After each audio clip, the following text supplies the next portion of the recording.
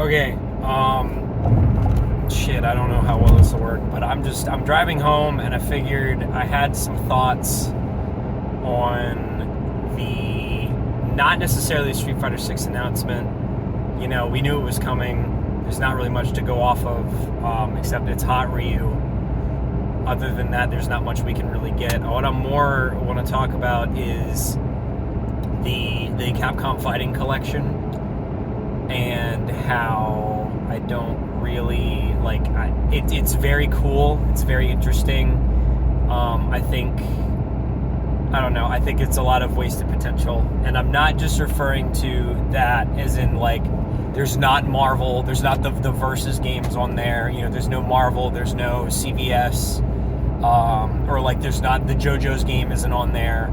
I'm not necessarily talking about that. I'm talking about, like, you know, instead of taking the time to port something like, you know, either maybe the EX games or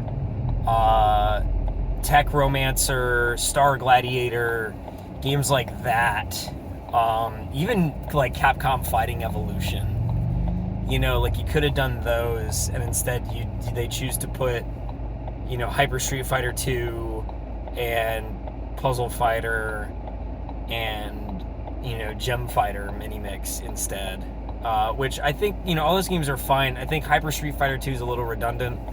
You know, I think that if you wanted, you know, like the 30th anniversary collection exists, you can just play any of the versions on there. I mean, it's a different game. It's just ST with version select, but it is a different game. But I don't see why you would put that game in the collection.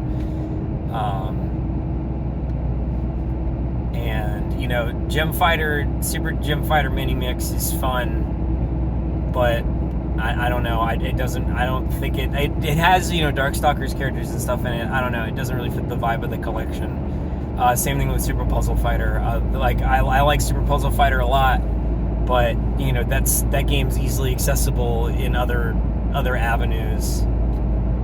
You know, I don't know. I think it should have been like Tech Romancer and then the two Star Gladiator games as the other three games, instead of the Street Fighter spin-offs and Hyper Street Fighter 2. I don't know. If you ask me, that's what it should have been. I mean, obviously, you know, if in a perfect world it would have had, you know, the Versus games in it, and it would have had, you know, at least like Marvel, at least like up to Marvel 2, and then CVS 1 and 2, and then it would have had